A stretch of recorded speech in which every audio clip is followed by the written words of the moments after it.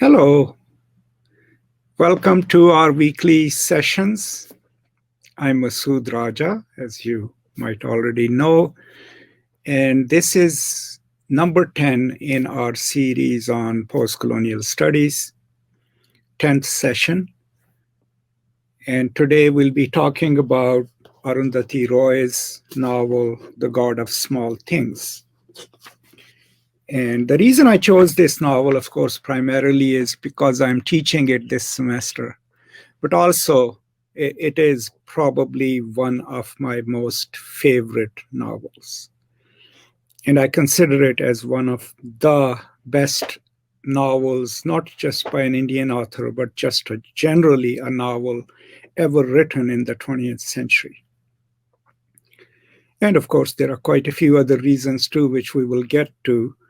I will not spend a lot of time on summarizing the novel and telling you about characters, because obviously, if you are here today, you pretty much either know about the novel or have read the novel. But one important thing about the novel is that besides the narrative and the plot, what it also does is it allows us to learn more about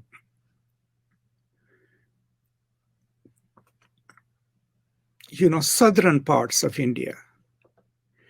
And if you look at the screen, I mean, the novel is set in the state of Kerala, which is the southwestern state of India. And one thing interesting about the state is historically, this is where it wasn't then called Kerala. That happens in 1956 through the States Act of India. This is where Vasco da Gama, the Portuguese so-called discoverer, had landed while in his journey to find the Spice Islands and the spice trade. Now, this entire region was then divided into two kingdoms, but this was the region which kind of governed the spice trade, upon which first the Arab traders had a monopoly.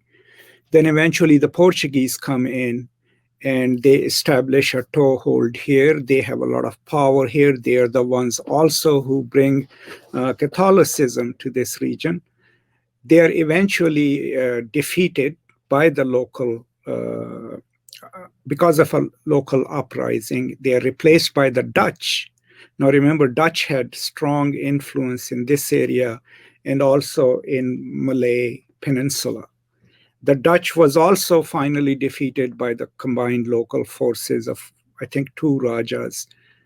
And then eventually the East India Company establishes their rule in the area, and then the British govern it. But in terms of Indian states, Kerala is really interesting, first of all, of course, because it has a Portuguese history and had Portuguese colonizers there, even a viceroy for quite a few years. And it also, as you can tell from the names of the characters, it also inherits and maintains some of its Catholic tradition. So there is a huge Christian population as well. In terms of its contemporary state, Kerala has the highest level of education literacy rate in India. It's the second strongest economy in India. And it's also a state which has constantly had communist political parties run it and govern it. Part of its success, of course, is that during the 50s, 60s, and 70s, quite a lot of people from Kerala became international workers, right, in the Middle East, in rest of the world, and it's their remittances that enable the state to have such huge resources. Part of it is also that in the late after 1956, when it becomes a state, when the communist coalition wins the government, the first few reforms they do are the educational reform and land reform. And one of the very few states in India where actually some land redistribution was accomplished, and the big land holdings were broken down and land was distributed to peasants. So kind of a success story of a kind of leftist politics combined with capitalism. And of course, then it is rich in natural resources, right? In forests and in tourism. So all of these things make Kerala a really remarkable state. And the novel also becomes remarkable because it was one of the first major novels that wins a Booker Prize, is published in 1997, which is set in South India, right? Which doesn't have these references to Bombay and Delhi and northern India. It is that thing also that makes the novel really peculiar. So you can't necessarily call it a novel of India, just like when we talked about Salman Rushdie last week and we talked about Midnight's Children, we call it a novel of India because it deals with larger Indian issues and is set mostly in northern India. This is a South Indian novel and a novel about Kerala. And then, of course, it kind of centers the experience of one state in the South, Southwest. It introduces us to their culture, the complexity of it. And I think in that sense, it is really an important novel. So I will continue my thoughts about the novel, but then you can obviously ask any questions that you have. So, I mean, if you go over the plot, it's interesting in terms of temporality. Parts of the plot is in 1969, when both our two protagonists, Ista and Rahil, are 7 years old, and we are in a small town, which is named right in the opening line of the novel, right? And it's in the Kottayam district. And Ayamenam is the hometown of the two kids, right? That's where the novel is set in the beginning. And so the novel moves from 1960s, the childhood of our main characters, to 1993, where the story ends. So these are the two time frames that it is dealing with. In terms of its characters, we, of course, have Rahil, who is the main character. We have Ista, who is the main character. We have baby Komacha, who is their great aunt. We have their mother, who is one of the main characters. And then, of course, Velluta is the main character of the story. Okay. And the setting pretty much is in Kerala, in Kottayam, and where their mother gets married. Now, the complexities in the novel are that the family that we are reading about, they are Syrian Orthodox Christians. And so that's their heritage. The people that we are dealing with, so we know that Mamaji got married to a Hindu. So their father was a Hindu, which is totally frowned upon. And then, even though this family is Christian, the caste is still a part of it. So they consider themselves, and they are, in terms of caste, they are upper class, but also in terms of their economic potential, they are factory owners. You know, they own a pickle making factory. So they are from the top echelon of the community. But the two children who are twins are considered inferior and contaminated, and their mother as well, by the Christian community as well, because their mother had married a non-Christian, right? And then we have the figure of Velluta, right, who is a Dalit, right, who is out of caste Hindu. Now, even though he is part of the Marxist movement, caste plays a huge role in how he's treated, in how he is viewed. We know that he's a wonderful human being. The kids love him. right? And he is smart and intelligent and industrious. There is no doubt about that. And then, of course, there is the love between their mother and Velluta, right? And so part of the novel, a lot of people see this sentence, it's about the love rules, right? It's not just about the love rules, it's also about how does the societal norm decide for us the value of other human beings, right? How deeply can a system of divisions be incorporated into our consciousness that we are constantly, without knowing it, monitoring our own place in that hierarchy? So that famous scene where Velluta's father says he will kill him himself for transgressing the caste boundaries, right? Isn't just that his father doesn't love him. I mean, that would be too reductive an explanation of it. It is that how deeply can you internalize the logic of the system in which you exist, that when someone transgresses that, you blame them, right?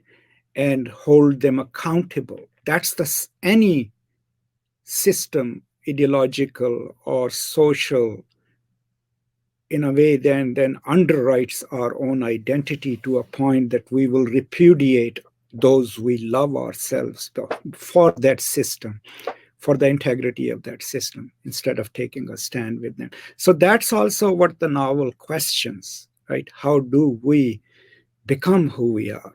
Part of it maybe is through individual choice, right? Like baby Kumacha, she is evil in a sense because she has had an unhappy life and she has made it a point to make everyone else around her unhappy too. But part of what we become is systemic, it's larger than ourselves.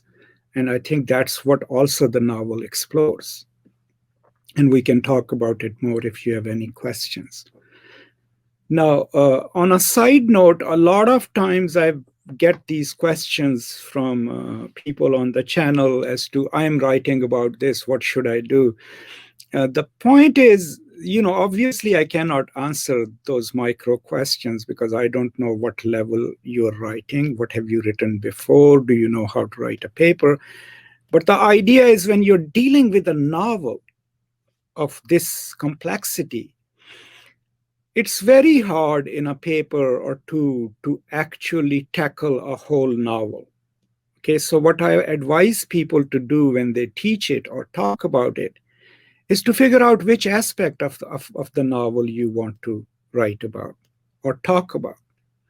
Is it going to be its temporality? Is it going to be the politics that undergirds it? Is it going to be human relationships? Is it going to be caste? Is it going to be class? Because every single conceptual choice that you make will then enable you to talk about the novel in a more complex way. And also, please keep in mind, in order to write about the novel, you have to understand the novelistic form itself. You have to go read, people like Ian Watt and Lukács and others who have tried to define the novel, as a form. Because if you understand the novelistic form, then you can handle it really well. One thing that I would highly like to point to you, even though, Arundhati Roy is not just a novelist. I mean, after she finished this novel, it took her 20 years to publish her next novel. She's also a very activist. She got successful, right, with this novel, but then she did something with it. That is the most inspiring part of her life to me. She joined the most liberal causes in her country.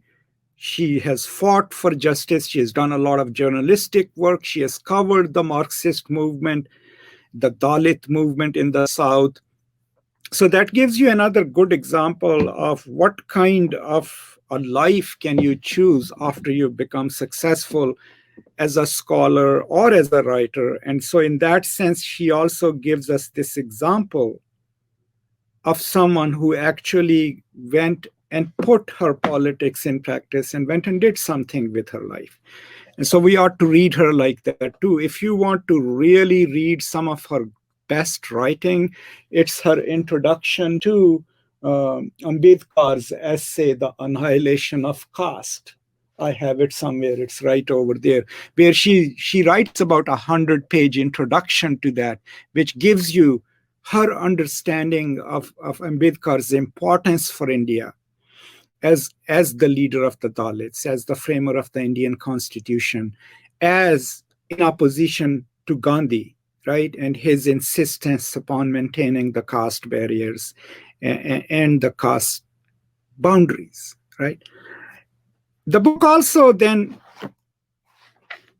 beyond, its politics and what happens to the characters in the book, which of course is tragic. Do keep in mind that the language, the way it is written, is what made it also an amazing book. I mean, if you just look at this passage, right? So small God laughed a hollow laugh and skipped away cheerfully like a rich boy in shorts. He whistled, kicked stones. The source of his brittle elation was the relative smallness of his misfortune. He climbed into people's eyes and became an exasperating expression, right? This is the God of small things. The God who, I don't know, takes care of small things or deals with smaller people. I don't know. I have not been able to find a mythological analog for God of small things.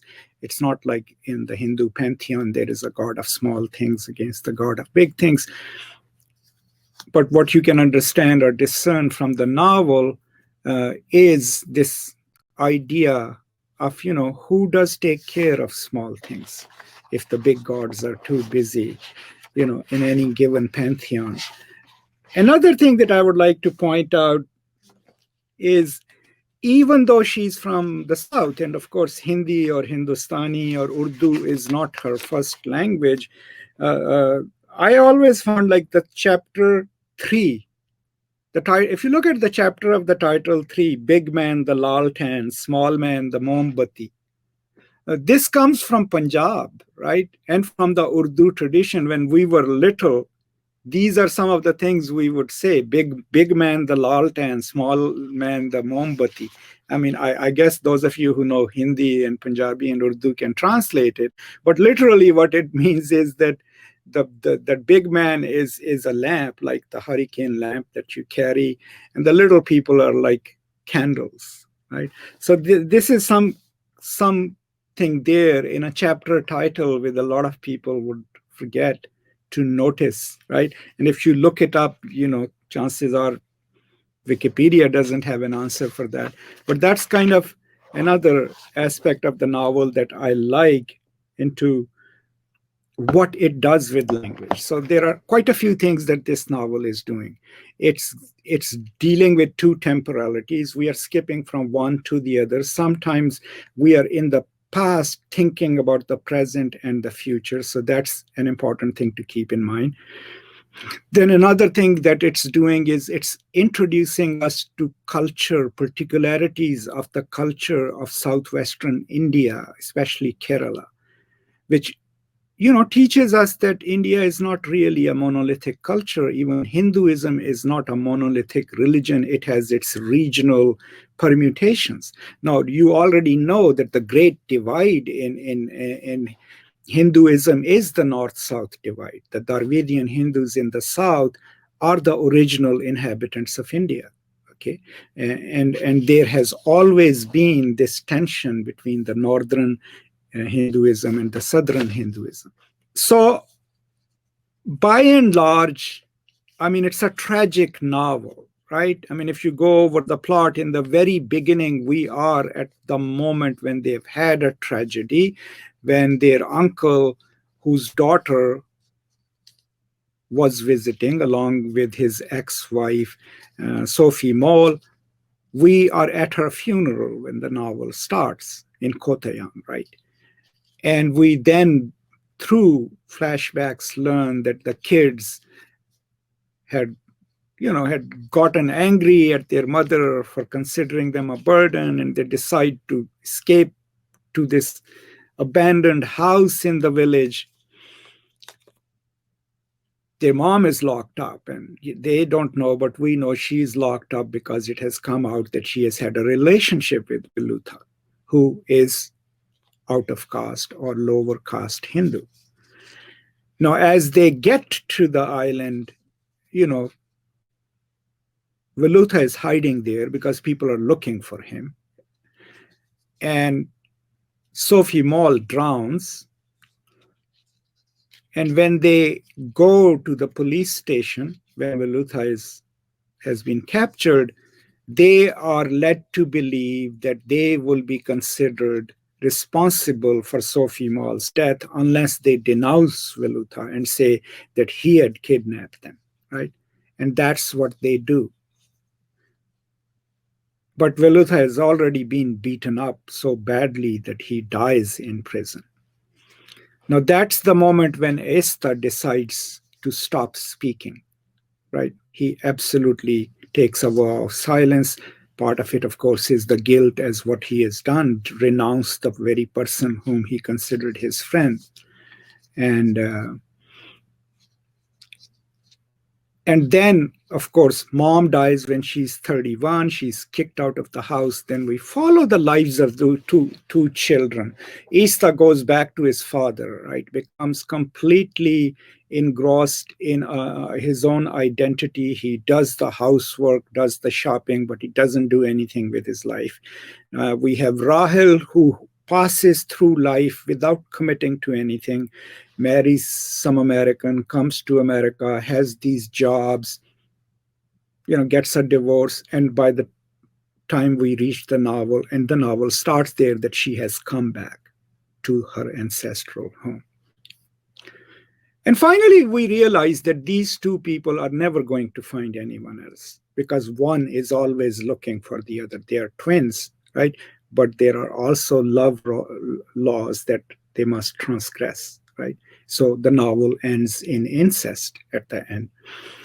So the love laws are being transgressed by their mother, then by these two kids themselves.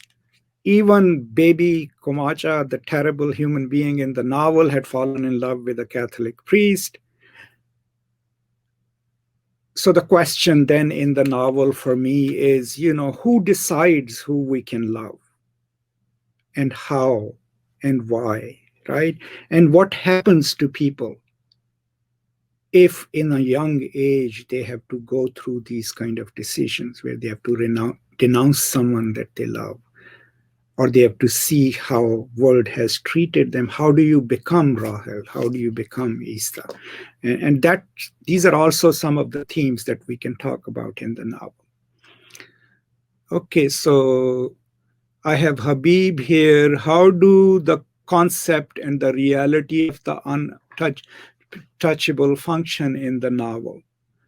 Well, it's pretty obvious. If you read the novel, the answer is right there. How does it play out? That even when you're in a Marxist state and Velluta is the member of the local Marxist Communist Party, but even the most revolutionary praxis, Marxism, cannot free you of the constraints of caste, right? So that's one lesson we can learn from it. My own reading of the caste system and how deeply it is entrenched, in India, is that Islam, the so-called revolutionary religion, doesn't break through it in India as well. Okay, so people who become Muslim, if they were lower caste, they remain lower caste in Islam. If you go to rural parts of Pakistan, the society is still hierarchically defined. You could be Muslims, you can pray together in the mosque, but when you come home, I'm a Rajput, the guy living next to me in my village is a Chamar, is a Mochi, the other one is a barber, right? And there are no intermarriages. You can't think in my village, which has been Muslim for the past 500 years, you cannot imagine the family or a boy who is a barber's son or a shoemaker's son to even imagine considering falling in love and marrying with the Rajput family's daughter, or vice versa, right? So even though these religions promised to the Dalit population that if you convert to our faith, we will consider you equal in most of the Islamic part of South Asia, that doesn't give them the upward mobility. That's why if you look at Ambedkar's own actions after he had fought and fought for the rights of the out-of-caste Hindus or Dalits, he eventually on one single day converts to Buddhism, along with, I think, 300,000 of his followers, right? He doesn't convert to Islam, he converts to Buddhism so that he can lead his followers to a casteless faith or practice. Anum says, I love the question the novel raised, things that we take for granted, things we never think to question are shown to be human constructs where society decides every aspect of our lives. Absolutely, yes. And I think that teaches us something else also, that most stringent social systems, the way they succeed is by offering themselves as natural, right? By offering themselves, this is how things are. I mean, think of it this way. If you have ever had an argument with your parents or with someone who is a religious figure and all, they would always tell you, this is how the world is. This is how the things are. You're a Muslim, here is Islam, you either follow it or you don't follow it. There is no ambivalent space in there. Because they have to offer the hierarchies of a culture or a life as natural, not needing a justification. So what the novel does brilliantly and with a heartbreaking lucidity is as to how these systems come to be, these systems that police who we love, or these systems that tell us what our value is in the world. And the novel does that brilliantly. Harun Khan, sir, would you please shed light on postmodern terms such as pastiche and intertextuality in this novel? Well, I mean, if you watch my videos on pastiche and intertextuality, you can very easily do that yourself, right? Anything which stylistically or linguistically can be related to another work that she might be invoking, then the novel is intertextual. Anything that she picks up either from history or from another work and offers a reworking of it, but not in a parodic form, that would be pastiche, right? Because pastiche has to be respectful. If it is not, if it is making fun of a previously established practice, then it becomes a parody. So these are the things that you can very easily do yourself. Syed Saqib Ahmed, even Marxism doesn't free them from the reality of caste system. Isn't it because Marxism is a Western system and therefore cannot work in the East? I disagree with that. Marxism was a Western system, but we have made it our own.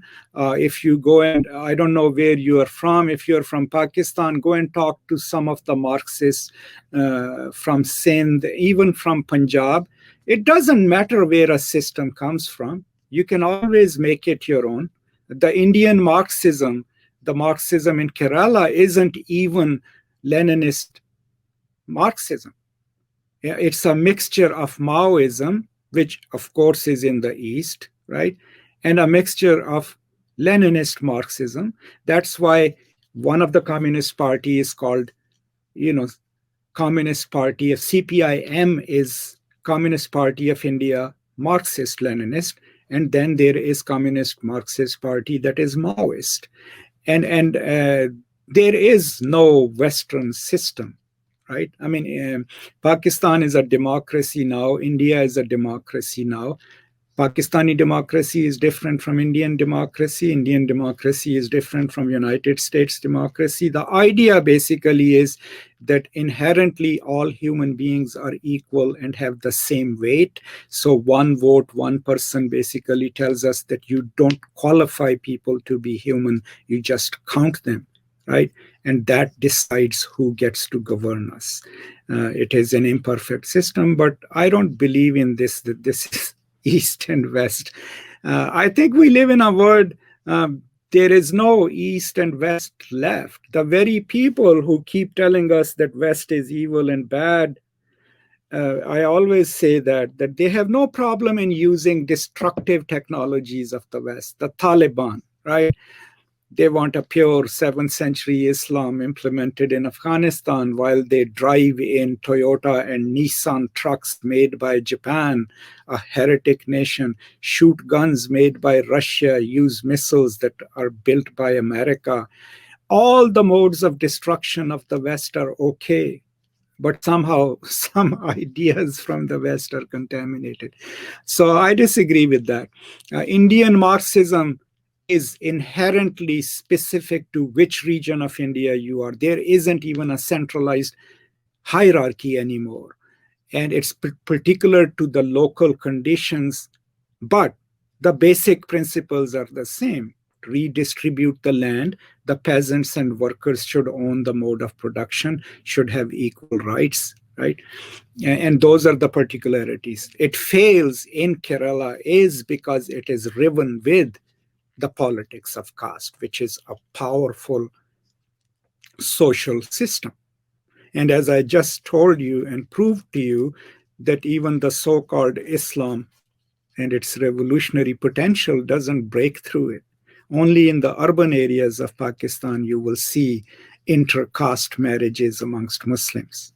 You go to the villages, Punjab, Sindh, even Sindh, not so operative in KPK, but you will still see those divisions.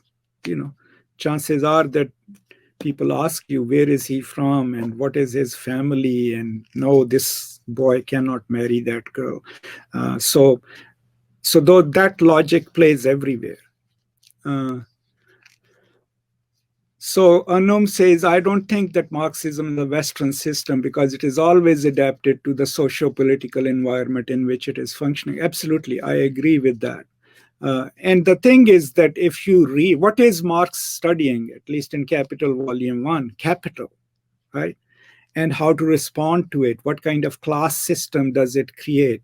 It doesn't matter wherever capital is or capitalism is operative, by and large, you can apply the same principles there. I mean, if you live in Pakistan with a purely Eastern system, if it's a capitalistic system, it will still have those who own the mode of production, and it will still have those who sell their own labor to make a living. So that agonistic view of the world will exist no matter where Marxism came from. Okay, good. Anum, Dr. Raja, are there specific books on Marxism or the history of Marxism in Pakistan? Or are there any parties whose pages I can go to? Well, there is a wonderful book by Kamran Asghar Ali that came out about 3 years ago. And it's a good history of Pakistani Marxism, especially coming from Sindh. And that is published by Oxford University Press. I think it's called Surkh Salam. And I think that's a really good history of Pakistani Marxism. But other than that, you can go to Mazdoor Kisan Party, you can go to the Communist Party of Pakistan's website. I can also put you in touch with people who are active in those, and you can learn what their struggles have been. But the best book that I can find amongst the contemporary books is Kamran Asghar Ali's book, Surkh Salam. Okay, Larry is here. This is what Afro-pessimism posits. All class structures can be abolished, but the world will still be. Absolutely. And even more than that, so there are two things that are absolutely, I don't say that it will always exist, but the thing is, the problem with race and racial politics is that you cannot hide it, right? I mean, it is on I am brown. It doesn't matter how educated I am or how sophisticated I am. If I come against racism, this is what they will see. Similarly, if you're black, no racist would worry about your humanity or your intrinsic value as a human being. So race is the most problematic flashpoint of cross-cultural conversations, because you can't hide it. Of course, you can't hide your gender as well. But so, yes. So in so many ways, then, caste is problematic because there are so many people, who are writing to justify it as well.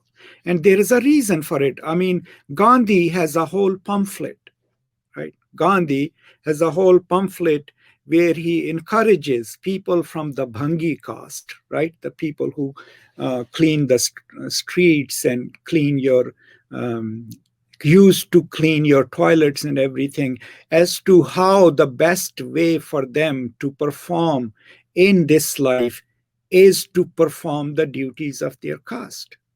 And so, I mean, the reason it's such a stringent system is because it doesn't just designate you that you are part of this caste. It makes your rebirth connected to whether or not you perform the duties of your caste or not, right? So that social system then keeps you not just in that particular caste, but also encourages you, since there is a belief in multiple returns, that the only way you can be born as a dojati caste, as an upper caste, is if you perform the duties of your current caste. So that's why it becomes a highly stringent system. Saqib Ahmed, I am from KPK, Pakistan, from a village in district Dir. I'm a Sayyid and we are a majority in our village. Yes, you're right. They won't allow anyone to marry someone from a... Saqib...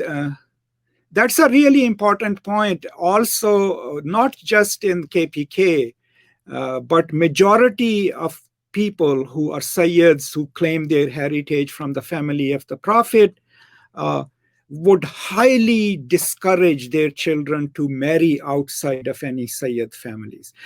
We have in our own village, our peers, they have had so many intermarriages that when you go and meet them, every family, because of the intermarriages, has one or two children who are either disabled mentally or physically or autistic because of those intermarriages. But it would be very rare for a Sayyid family to either let their sons marry outside of the Sayyid family, or even their daughters. That's unthinkable. So yes, but still in the Khyber Pakhtunkhwa province, other than this, I think the hierarchies of work-related identity are not as stringent. I mean, one thing that I noticed in my exchanges with people, and I have extensive friendships and connections in KPK, is that no one is ashamed of work. People would tell you, oh, here is my cousin, he drives a rickshaw. Here is my cousin, man, he has a shoe shop. The hierarchies are there, but there is no social shame attached to what you do in KPK. Also in Balochistan to some extent, but the divisions are tribal. But if you come to Punjab and southern Punjab and parts of Sindh, these hierarchies are very highly maintained and regulated. And good. So we have two Sayyids agreeing to that. But it's not just that. So similarly, if you take this and implot it within the novel, in a way, the same social taboo is at play, right? Mama Ji, of course, even though she's a Christian, is from an upper caste family. So part of the problem is that she has had an illicit relationship, that is one, but two, she has had an illicit relationship with a low caste Hindu, and that is what actually makes people more mad at her. And to a point that we learn that Velluta, who we learn is brilliant, is kind, is funny, right? A perfect kind of man in so many ways.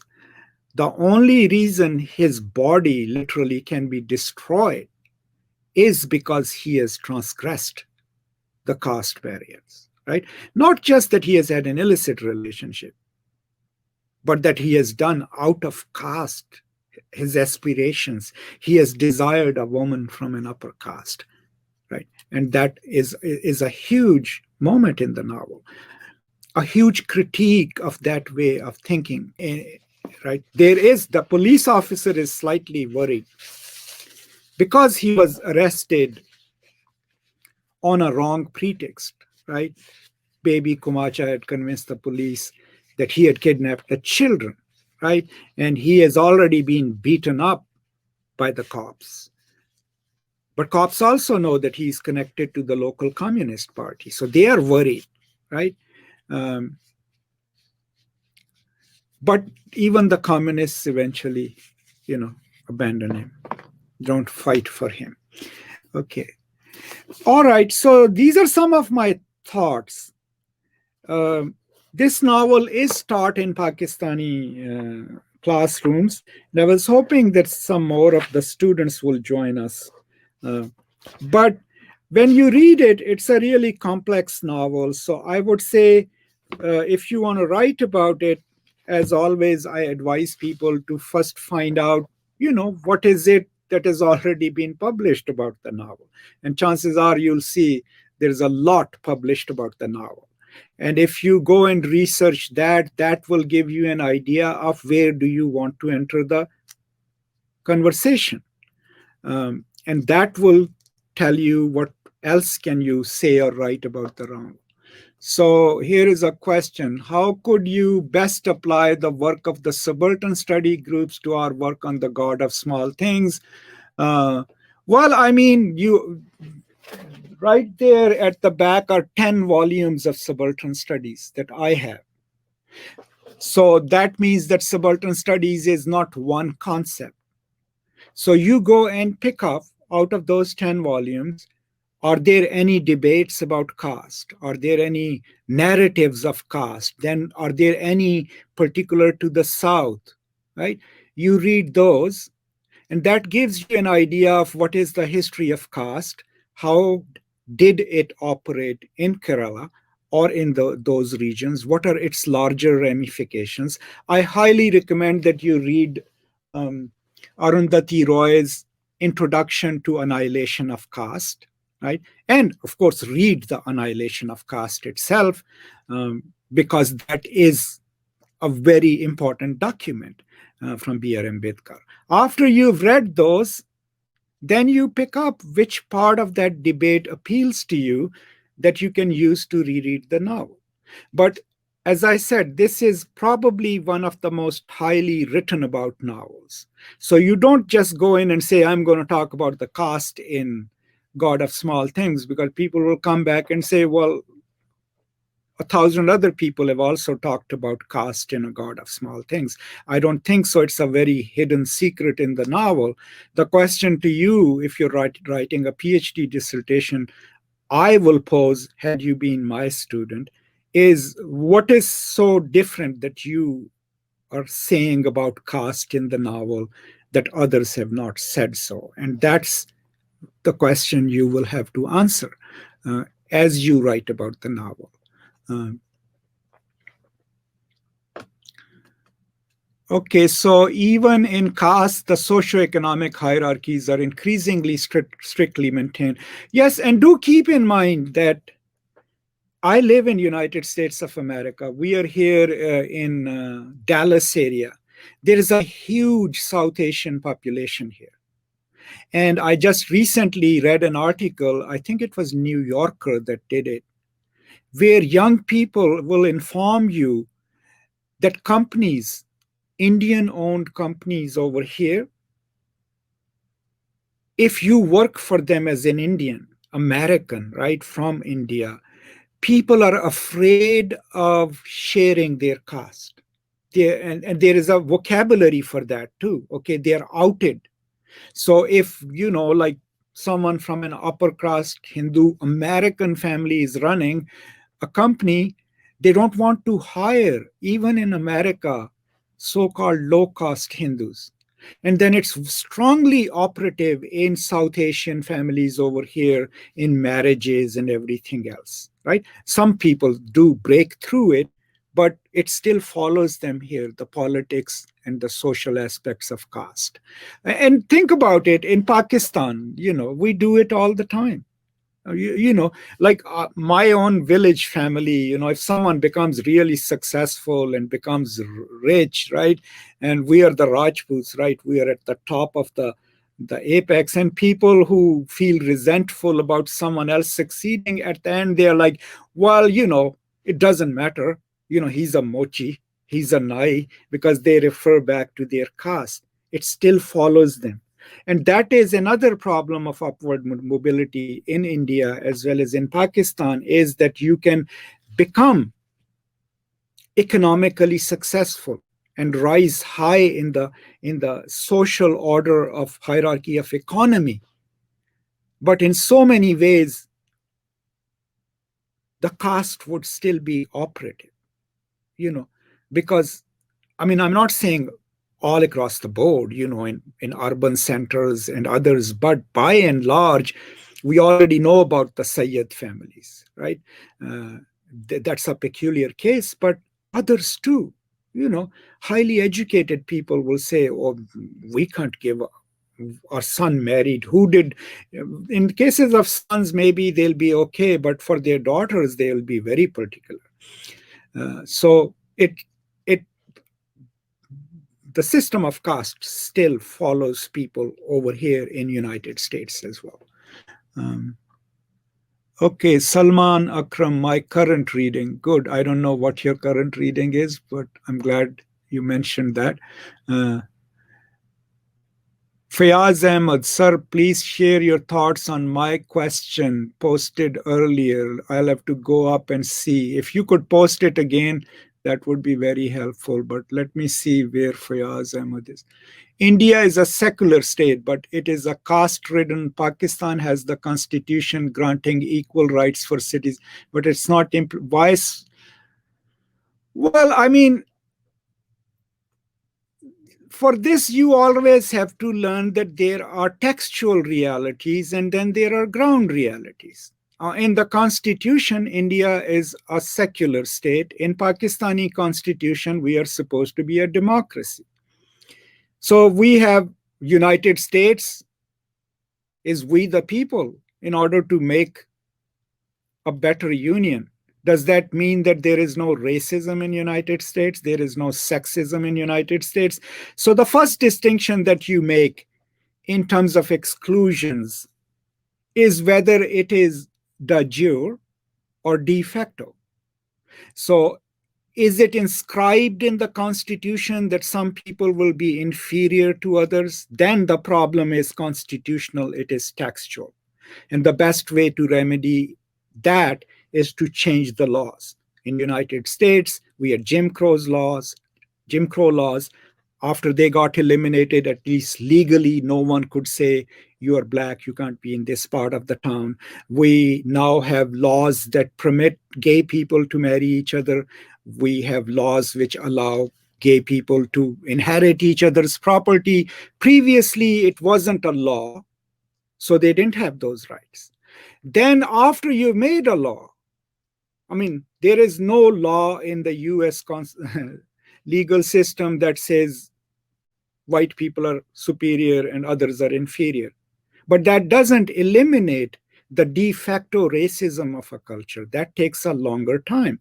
Similarly, India can have a secular constitution with a few caveats in it, right?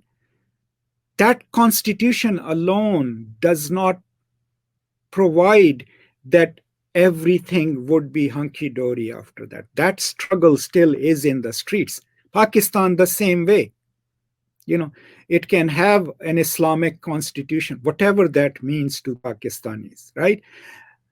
But if it has inherent inequalities written in the constitution, then first of all, those inequalities will need to be contested. And then you go into the cultural and political realm, and there are a lot of things that happen that are counter to whatever a nation or its constitution or laws aspire to. So we can't say this is a secular state and this is a religious state simply because a piece of paper has declared so. We also have to look at the regional particularities, the politics, right, that is mobilized, and then see where a given specific culture is. So, okay, Salman, your current reading is God of Small Things. Cool. Okay, I have Muhammad Owais Afzal. Doctor, how can we, your students, can take the membership of Postcolonial space? Please guide us as it is not being offered.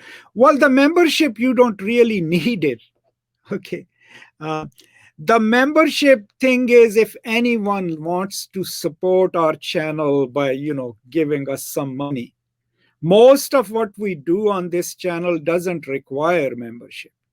All that I have promised people who are members is that I will do one exclusive conversation with them once a month. That's all. Other than that, whatever is available on this channel, whatever is available on my website,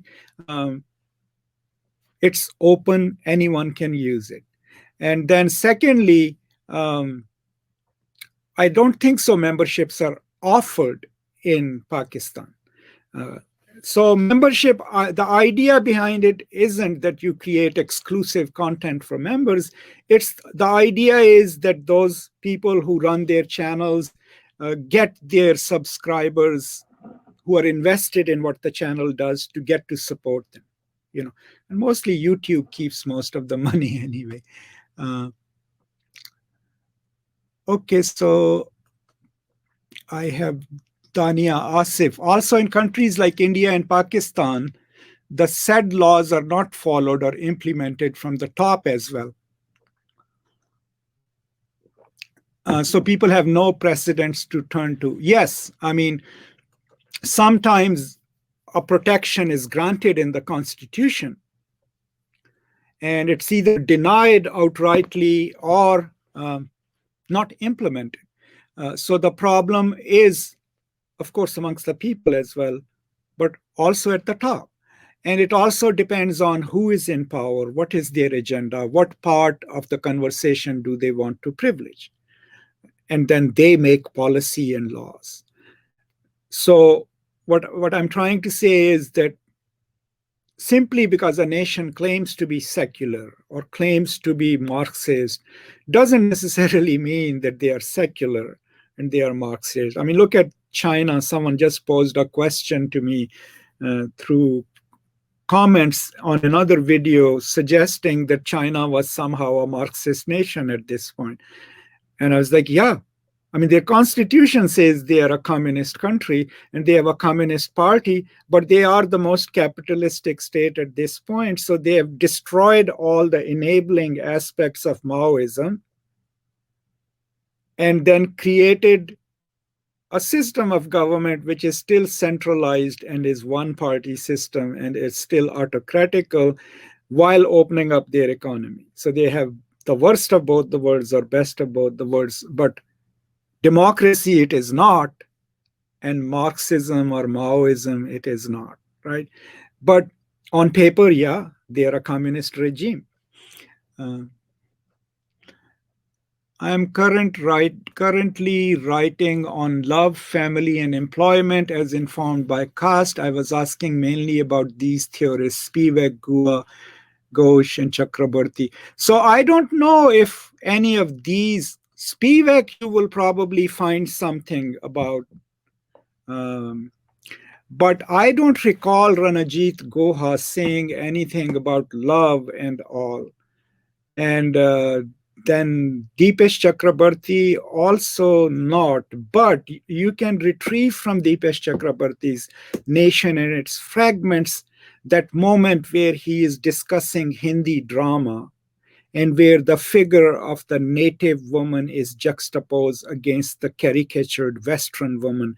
Because look, Chakrabarti's argument is that the concept of nation didn't come to India through downward percolation, which is what we call the Cambridge thesis, but rather the idea of the nation emerged in the private sphere, and that the private sphere was immune to the political influences of the colonizers. So if you go and read that carefully enough, maybe you can mobilize that to read the novel. But pretty much, usually when people ask me, what can I use to read this novel, I'm usually clueless. Because even when I have to read a novel, I have to go figure out what is it I'm trying to say. And in order to figure that out, I have to go do my research to figure out what has been said about the novel. And that gives me a space to enter. And that's the process you will have to do if you're going to write an extensive work on the God of Small Things. Another important thing to keep in mind is if you're writing a dissertation, it cannot just be on the God of Small Things, right? It can be on Arundhati Roy. And if you do that, then you can incorporate her journalistic writings, her political writings, and see if they talk to each other, right? For example, my master's thesis was not on Midnight's Children, it was on Salman Rushdie, right? But in my introduction, I said I will only deal with the first three novels of Salman Rushdie, so that gave me a limited scope. So I would suggest, instead of saying I will write a dissertation on God of Small Things, which would be very limiting, you do a dissertation on her as an author. After all, people do write dissertations on Shakespeare and Ben Jonson, right? So you're currently looking at Can the Subaltern Speak? Yes, I have about 4 videos on it. I haven't done the concluding video on it. But if you are going to use Can the Subaltern Speak, you will also have to read her revision of 3 women's texts, Rani of Simor and Can the Subaltern Speak, in her book, A Critique of Postcolonial Reason, because she goes and tweaks those. So be aware of that. Nimra Javed. Why social identities are so powerful, how they have been strengthened over time, and what factors strengthen social identities in a society. I mean, that's a really complex question, and I'm not a sociologist. But I mean, you have the answer to that question yourself. I mean, how do we become who we are? I have a lecture on Mark Bracker's work. It's listed under pedagogy. But most theorists of identity would tell you that our identities are formed under 3 separate registers, right? So we have certain narrative structures that we rely on. These are the stories that we have internalized, stories that have been told to us, religious, ethnic, national, and they become a register under which we define who we are. Then we have, and that is the linguistic register. Then we have affective register, things we like, things we feel about, the music we like, the smells that we like, right? But out of them, the linguistic register is the strongest. And that means that we all carry, wherever we go, certain what they call self-serving narratives. These self-serving narratives have already told us what constitutes a good male identity, what constitutes a good female identity, and it's always in juxtaposition to our others. I'm a Pakistani, she's an Indian, I'm supposed to hate her, that kind of idea, right? But our problem always is that we are trying, wherever we enter a space, a hostile space or a new space, we are anxious about ourselves. So most of our energies are spent on protecting our identity. That's why, teach parents who would tell you don't go to a university because your faith will be destroyed, are worried that if added information is given to you, what they have granted you as your religion will become untenable, right? So if we buy into this, that part of who we are, coming from Freud even and Lacan, that we are socialized into being who we are, right? Internally, so if that is what we buy into, then we know that identity is created because from our very childhood, the stories we are told, things we believe in, don't just structure our identity, they also give us a worldview. And because of that worldview, we already sift dangerous knowledges away from our identity because those are threatening. So, in order to change someone's point of view, the latest research has shown us that giving them more facts is not going to do that, because their investment in identity is not necessarily purely rational, right? It is emotional. So, what we need to do then is to enable them to strengthen their identities enough so that they can question the very frames in which that their identity is framed. They have the courage to do so, right? And if they have the courage to do so, or think at least outside of their identity, only then the schemas in their brain that determine what they consider right and wrong will shift. And unless we change those schemas, we cannot change people's points of view. So I have a lecture on it already recorded. It's under Critical Pedagogy, Mark Brocker. I highly recommend you should watch it. But these are some of my ideas as to how the social, in so many ways, doesn't just determine who we are, but inscribes that into our very souls, so to speak. So Fiaz, class distinction is there all over the world. How do you see this marginalization owing to caste and social class based on economy? So, I mean, any given culture is a class-based culture. There are social hierarchies at play. There is no simply egalitarian society where everyone is equal. The question that is important is to know how strongly those boundaries are maintained, how stringent the system is. Are those boundaries permeable? If they are, how? Is it through education? Is it through entrepreneurship? Is it through state mandated policies? So the question then is someone working towards, or is there a system or a mechanism that enables people to fight against the very givens of their life? And what is the given of your life? Is the station that you are born in. So is there a stringent system that tells you this is who you are and you cannot aspire to anything beyond that? Then that's a different kind of hierarchy. If you are in a system where people say it doesn't really matter who your parents are, whether they are this or that, we will make sure that you have access to education, access to food, shelter, and care, so that you can go and be the best you can. Then you have a different kind of social system, a social system which takes it for granted that every human being deserves a chance, and the state must provide that chance to escape the very given of their life, right? In any given society, that is always operative, right? Uh, Sometimes it is legally operative, sometimes it is socially operative, sometimes it is just de facto. Race plays a huge role on what people can accomplish, even though the laws of United States do not say that. How? First of all, I mean, you have to deal with racial prejudice. Two, if you are from a poor African American community, chances are you live in a poor neighborhood. Chances are, if you live in a poor neighborhood, the industry has escaped from there, and the drug dealers have come in. And so you have to deal with those people as well if you are a young teenager.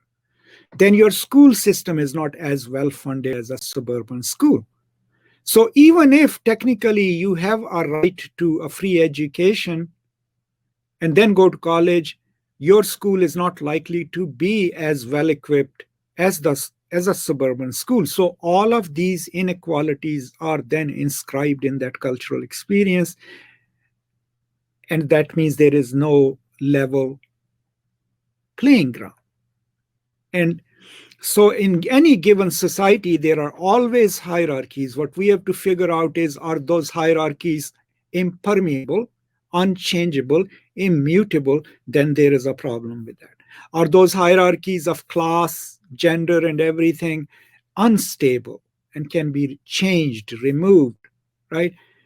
The idea is to have a society where mobility, lateral and upward, should be possible, right? But we will still not create an equal world, right? But in terms of who has how many resources. But we might be able to create a world in which everyone has access to the resources of the state and can pursue and follow whatever they think will make them better. And that's the possibility that we work with.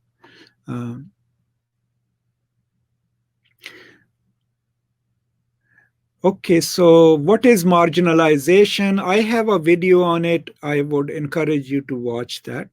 But I mean, if you look at the word, a margin is always with reference to something that is centered. So anytime there is a small nucleus which contains more power and places others on the periphery, then those who are not permitted into that structure of power, social, political, are being marginalized. Okay, Farial.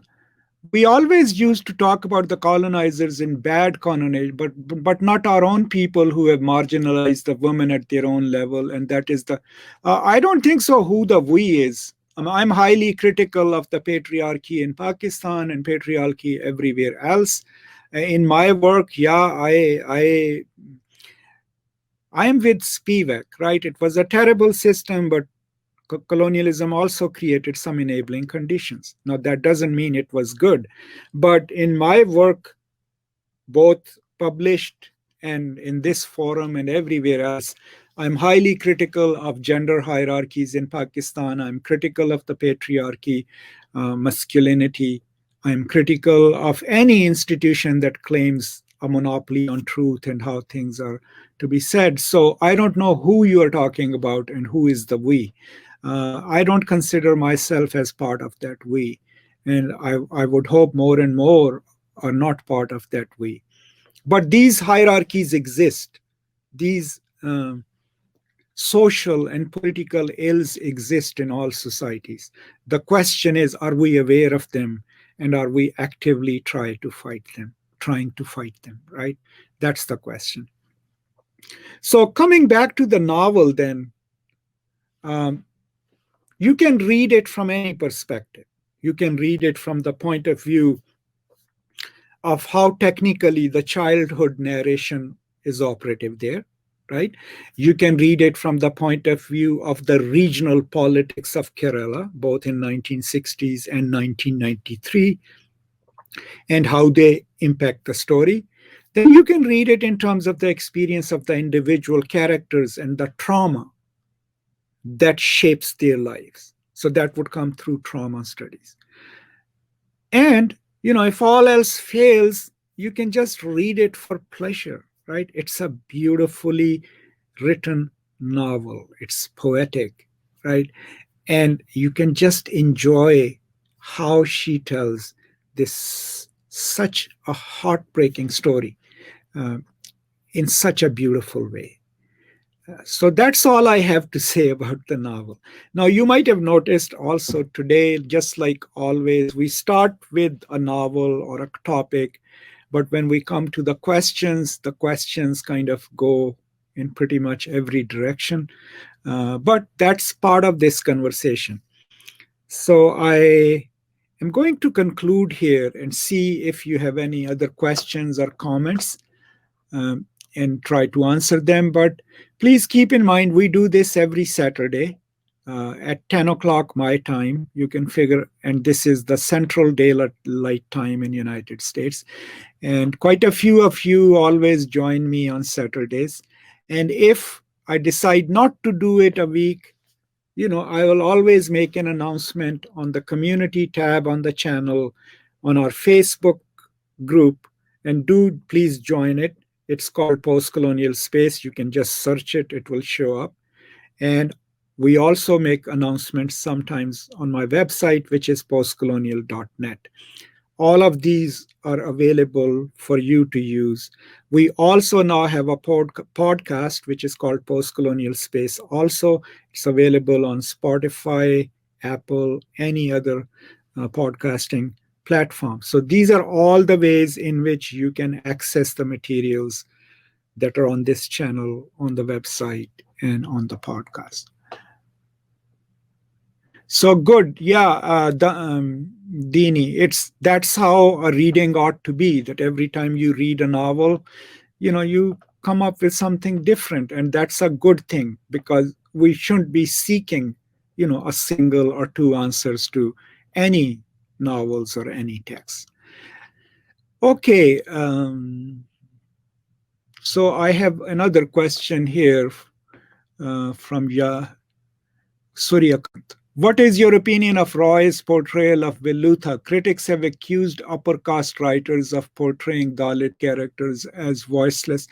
I disagree with that. I think Velluta comes across as the most noble character in the story. That is the problem everyone faces. If when you write these characters in the story, you are speaking in solidarity with someone else, and the chances are that you will get in trouble also for not carrying the burden of an entire culture or entire group. I think he is, to me, in my reading, he is the god of small things in the novel. But if someone from the Dalit community thinks that that is not a good enough representation, we have to hear it carefully and then teach ourselves how to read the novel differently.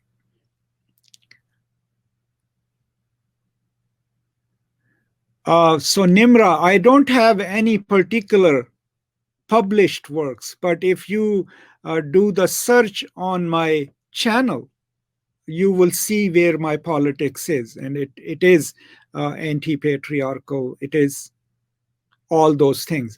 But if you read my last book on ISIS, you will see where I stand on religion and on gender hierarchies. But if it is not clear, I mean, I've stated it so many times in my videos, I believe in absolute equality of sexes, absolute equality of all races and human beings, and I do not believe in any qualifiers that tell me that someone is inferior to someone else. And that is my absolute humanistic belief as a human being. Okay, so that's all. Thank you so much. I'm going to sign off now. And this will be available in an edited form as well. But I will let you know what we'll be covering next week.